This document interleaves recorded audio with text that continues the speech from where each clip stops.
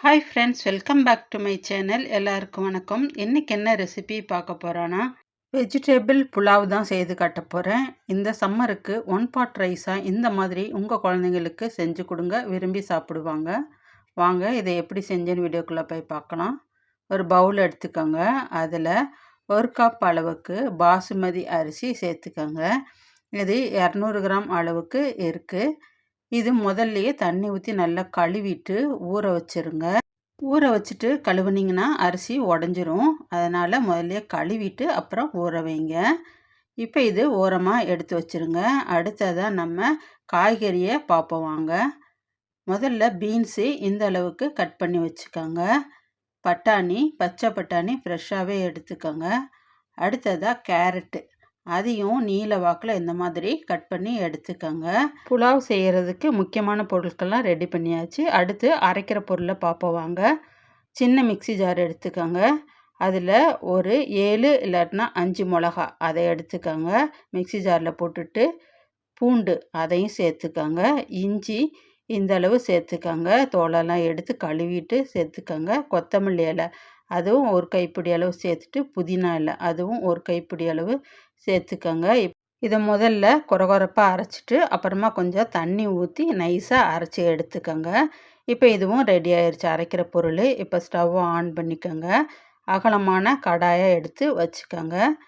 நெய் சேர்த்துக்கோங்க. ஒரு 1½ ஸ்பூன் அளவுக்கு நெய் சேர்த்துக்கோங்க.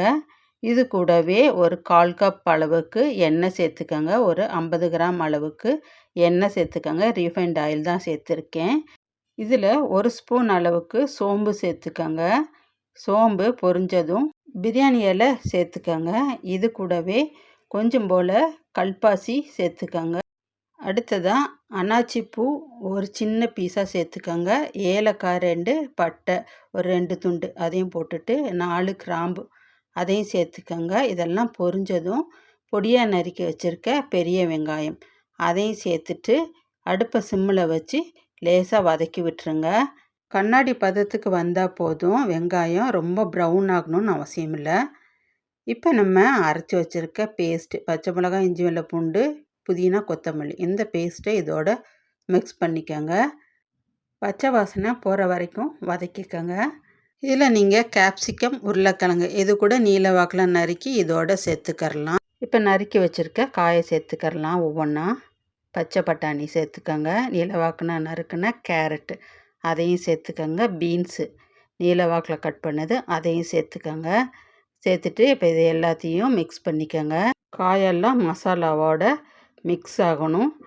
அது வரைக்கும் நல்லா கிளறி விடுங்க. இப்போ இதுலேயே நம்ம மிக்ஸியை அரைச்சிட்டு அதிலே கடைசியாக கொஞ்சம் தண்ணி ஊற்றி மிக்ஸ் பண்ணி இந்த காய்கறியோடு சேர்த்துக்கோங்க.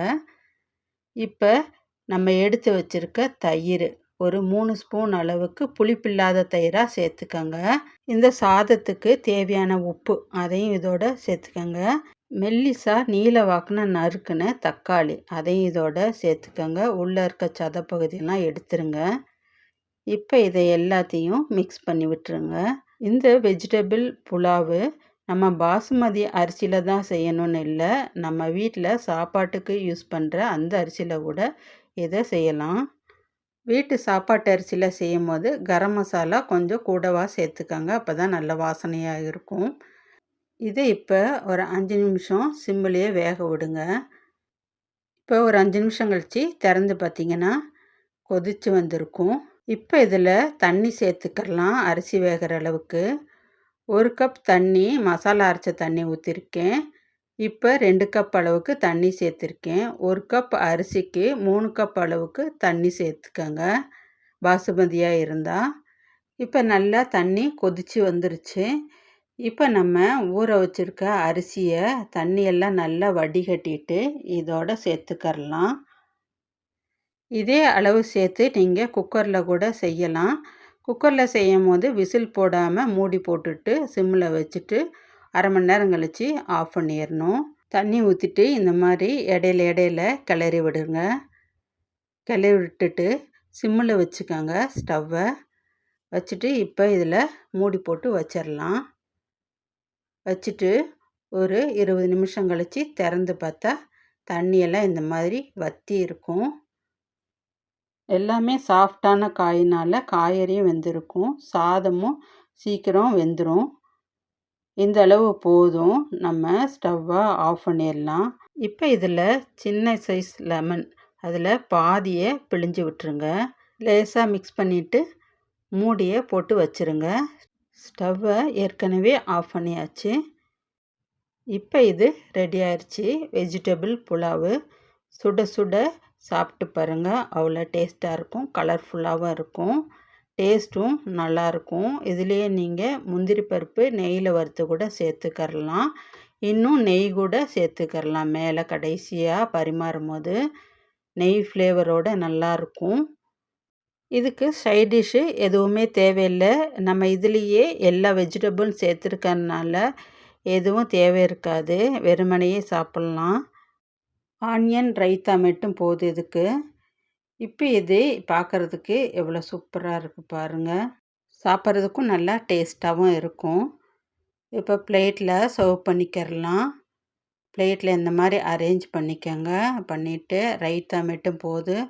ஆனியன் ரைத்தா செய்யும் போது அதில் கொஞ்சம் காரா பூந்தி கூட சேர்த்துட்டு மிக்ஸ் பண்ணிவிட்டு இதோட சர்வ் பண்ணுங்கள். இன்னும் சூப்பராக இருக்கும். இதில் மசாலா நிறைய சேர்க்கலை, சிம்பிளாக செஞ்சுருக்கேன். சீக்கிரமாக செஞ்சிடலாம்.